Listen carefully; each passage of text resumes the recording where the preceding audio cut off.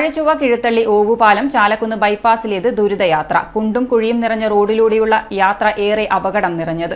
ഇരുചക്ര മുച്ചക്ര വാഹനങ്ങൾ ദിവസവും അപകടത്തിൽപ്പെടുന്നു. അധികൃതർ എത്രയും വേഗം ഈ റോഡിന്റെ ശോചനീയാവസ്ഥ പരിഹരിക്കണമെന്നാണ് നാട്ടുകാരുടെ ആവശ്യം. താഴെചൊവ്വ കിഴുത്തള്ളി ഓവുപാലം ചാലക്കുന്ന് വരെയുള്ള റോഡിന്റെ ശോച്യാവസ്ഥയാണ് ഞങ്ങളിപ്പോൾ കാണിച്ചുകൊണ്ടിരിക്കുന്നത്.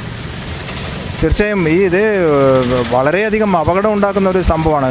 ധാരാളം ബൈക്കുകൾ, അതുപോലെ തന്നെ ഓട്ടോയുടെ ഫ്രണ്ട് വീല് വലിയ കുഴിയിൽ വീണ് കഴിഞ്ഞാൽ പിന്നീട് അതിൻ്റെ ഹാൻഡിൽ കയ്യിൽ നിൽക്കില്ല. ആ ഒരു അവസ്ഥയിലാണുള്ളത്. ഇപ്പോൾ ഇതിൻ്റെ നേർ സാക്ഷ്യം വഹിക്കുന്ന ഒരു വ്യക്തി ഞങ്ങൾക്ക് അതിനെക്കുറിച്ച് പറയുന്നുണ്ട്. ഇതിപ്പം 3-4 ദിവസമായിട്ട് ഇതാണ് അവസ്ഥ. താഴേച്ചോ ഗേറ്റ് പൂട്ടിയുകൊണ്ട് എല്ലാ വാഹനങ്ങളും ഇതിലാണ് പോകുന്നത്. കുണ്ടേതാ കുഴിയേതാ, ഒരു മഴയും കൂടി പെയ്ത് കഴിഞ്ഞാൽ ഫുള്ള് വെള്ളമാണ് റോട്ടിൽ. അപ്പം നമ്മുടെ കൺമുന്നിൽ തന്നെ 3-4 സ്കൂട്ടികൾ, ലേഡീസ് ഓടിക്കുന്ന വണ്ടികളെല്ലാം മറിഞ്ഞു വീണു. ഇന്നലെ ഒരു വണ്ടി വീണിട്ട് അവരെ ലൈറ്റ് പൊട്ടി. ഇന്നൊരു കാറ് വീണിട്ട് അവരെ ടയർ പഞ്ചറായി. അപ്പോൾ ഒരുപാട് അപകടങ്ങളും പിന്നെ ബ്ലോക്കുകളും. ഇപ്പോൾ ഇവിടുന്ന് താഴേച്ചൊക്കെ എത്താൻ വേണ്ടി ഏകദേശം എനിക്ക് തോന്നുന്നു അരമണിക്കൂർ വേണ്ടി വരും. 5 മിനിറ്റ് കൊണ്ട് ഓടിപ്പോകേണ്ട ദൂരമാണ്. മഴക്കാലമായതിനാൽ വലിയ കുഴികളുടെ ആഴമറിയാതെ വാഹനങ്ങൾ കുഴിയിൽ വീണ് ടയർ പൊട്ടുന്നതും ഇരുചക്ര വാഹനങ്ങൾ മറിഞ്ഞു വീഴുകയും ചെയ്യുന്നത് പതിവാണ്. രാത്രി യാത്രയാണ് ഏറെ ദുഷ്കരം.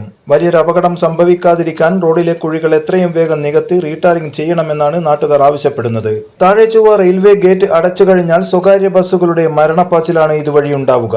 കോഴിക്കോട് കൂത്തുപറമ്പ് റൂട്ടിലോടുന്ന ബസ്സുകളും സ്ഥിതി മോശമല്ല. ഈ പാച്ചിലിനിടയിൽ ഇരുചക്ര വാഹനങ്ങൾ കുഴിയും റോഡും അറിയാതെ അപകടത്തിൽ ചെന്ന് ചാടുന്നത് നിത്യസംഭവമാണ്.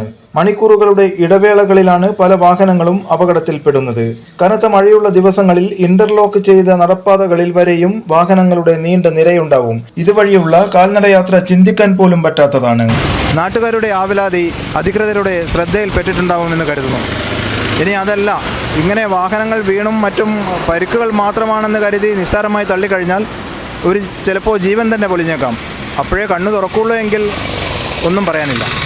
ക്യാമറാമാൻ പ്രതീഷിനൊപ്പം ജയദേവൻ, സിറ്റി.